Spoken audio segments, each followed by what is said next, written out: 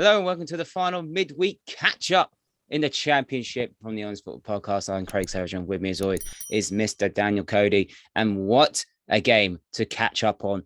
Second versus third. It's pretty much nearly enough a decider. It's Bournemouth versus Nottingham Forest. This game got postponed a couple of months ago thanks to the storms that happened around the country. And there was damage to the Vitality Stadium. Let's have a quick recap of how these two teams got on at the weekend. Bournemouth beat Blackburn by 3-0, and Nottingham Forest smashed Swansea by 5-1. So it's all to play for. Bournemouth are 3 points ahead of Nottingham Forest, but Nottingham Forest have a better goal difference, only by 1 goal though. And it is set up to be an absolute doozy. So let's start off with Bournemouth, a fantastic 3-0 away win at Blackburn, who were also trying to push for that playoff spot. Yeah, and we said it sort of in the build-up to the weekend fixtures, which is Bournemouth have been so inconsistent recently. You've got a couple of brilliant performances. They had a similar one away at Coventry a few weeks ago, and then we had that awful calamitous first half against Swansea. So you didn't really know what you were going to get, but I'll be honest, neither of us expected them to run away with a big, comfortable victory like that. Philip Billing popped up with a couple of goals from midfield, which was always helpful. The first goal was a little bit too easy from a Blackburn defensive point of view, but Dominic Solanke staying in the goals. And overall, I think Bournemouth have got to be delighted because that was the game that perhaps could have been a big slip-up. It's their last away game of the season. It's back-to-back home ones for them now. And they brushed Blackburn aside with pretty much, well, consummate ease. And considering Blackburn, as you say, were playing for something, that's one hell of an effort. Yeah, and looking at Bournemouth's perspective for the game, you could probably see Forest coming out of the traps quite early. How do you think Bournemouth could deal with that? Well, it's going to be interesting, isn't it? Because Bournemouth, if anything, have been a little bit shakier at home this season at times. They had a great record for a little while. They're now down outside the top 6 in terms of home record for the season.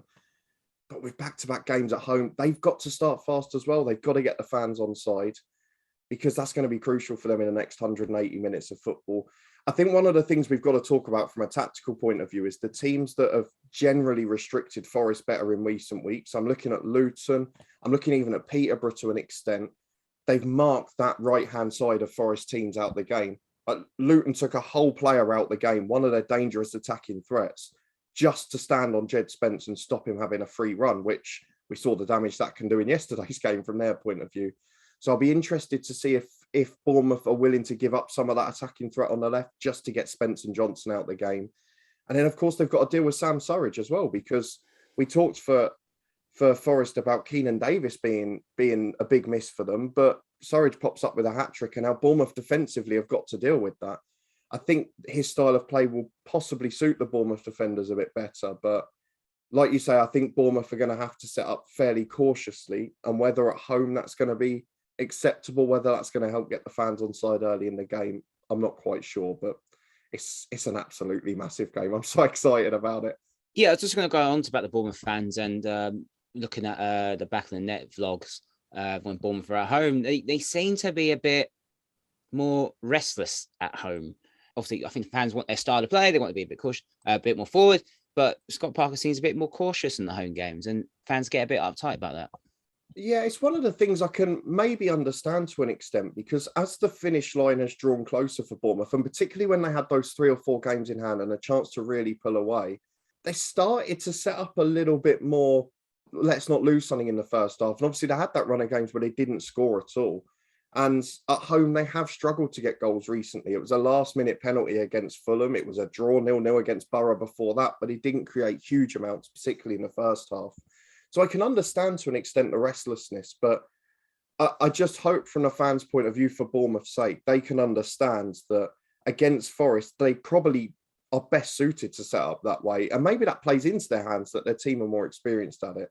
But if they come out gung-ho against Forest, we've seen away from home, some of the displays Forest can put on the counter are absolutely phenomenal. We've seen even in the last week, they've ground out 1-0 wins on the road and then battered a Swansea team who are a bit shaky at the back. So Bournemouth have got to be conservative in this game, and the fans have got to stick with them. But I think they will. They'll understand the magnitude. This is going to be a tight game either way.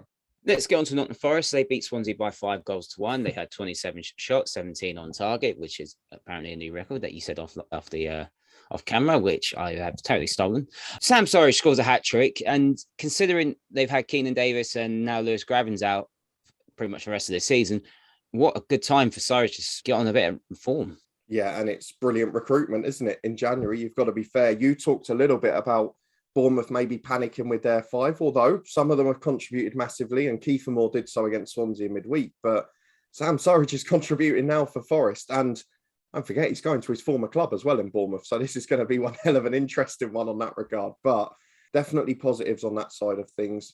You mentioned the injuries, which could potentially be important, but at Forest, I know Luton had to do it the hard way against them, but they've looked like an unstoppable force for the last few weeks. It's very hard to judge them scoring 5 because, I mean, your clips on Swansea's defending are probably the most famous part of this predictions the last few weeks. But nevertheless, after grinding out a couple of really hard-fought 1-0 wins, that second half performance was just explosive. It didn't seem any sense of panic when Swansea made it 1-1. No. And one of the things I found most interesting, like when they came out for the second half, it was 1-1, they'd been pegged back. It was a slightly more tense end to the first half. The fans were right behind them. The City ground, for Forest has just become an absolute fortress, a cauldron for teams going there. We saw it even in some of the FA Cup ties earlier on in the year. It's been absolutely remarkable. And to get a full house there, to have 30,000 fans right behind you, no matter what the score is, it makes a massive, massive difference. We mentioned then in the second half, they were dominant, the most shots on target from any team in the top 4 leagues in a game this season. Don't worry about stealing the stat from me because I nicked it from the Quest highlights, but it was a brilliant display. Sam Surridge, I mean, he might even be disappointed with a hat-trick because he probably should have had 2 based on some of the first half chances, but it's going to make a massive difference for Forest. The job's not done yet for Steve Cooper because obviously there's all the talk of, they come from bottom to pretty much second, third, but they haven't achieved what you wanted to achieve anyway. So all that talk could be all in vain if they don't get promoted at the end of the day. So how do you see this game going? Do you see it being a Bournemouth win, a Forest win, or a draw? Well, you've made a really good point here, and it's something actually that will carry over to our playoff predictions later on, which is these sides now, because there's that expectation, there's this battle down to the wire for second that's so mentally draining. There's a lot of pressure on it. There's a lot of stress on it. Whoever doesn't make it, would you say they're then unlikely to win the playoffs? Because that's going to be a huge mental turnaround to get yourselves back up for those games. Well, Brentford had that a couple of years ago. It's a very hard thing to recover from. We don't often see the side in third or the side that are close for that second push go up. So I really feel this is an even more important game because of that. One of these sides, whoever wins it, probably gets promoted as second place, and the other side may struggle to recover in the playoffs. I've said it since February, so it would be disingenuous of me for me to turn my opinion now. I think Forest will catch Bournemouth. I've said it since they were about 9th or 10th and had those games in hand. And I still believe that. At home, Bournemouth will set up a bit more cautiously, but I don't believe that Scott Parker will try and mark those players out the game. And equally, I don't think Bournemouth have got good enough players in wide areas defensively to mark them out of the game. I know they've got a lot of pace on that left-hand side that might help them cope with Spence and Johnson. But ultimately, I just feel Forest are virtually unstoppable at the minute. I think they'll win the game. I think it will be tense. I think it will be tight. I don't think they'll keep the clean sheet they've kept in their last 3 games, but Bournemouth's defensive record isn't great either.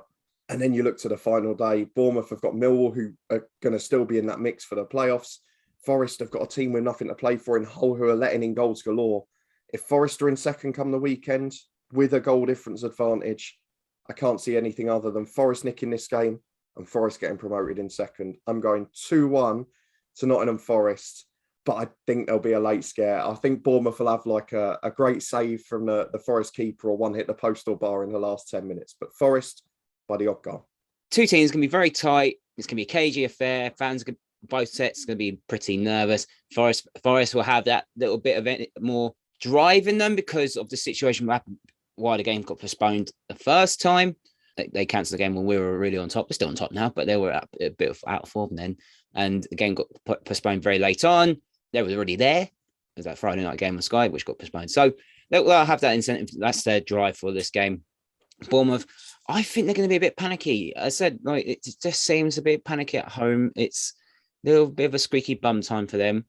Away performances recently have been good, but that Swansea game, I'm going to go with Nottingham Forest to win by 2-0. Craig, you mentioned really something important, which is that little bit of edge that was around the postponement going to have an effect on the game? I do wonder about that.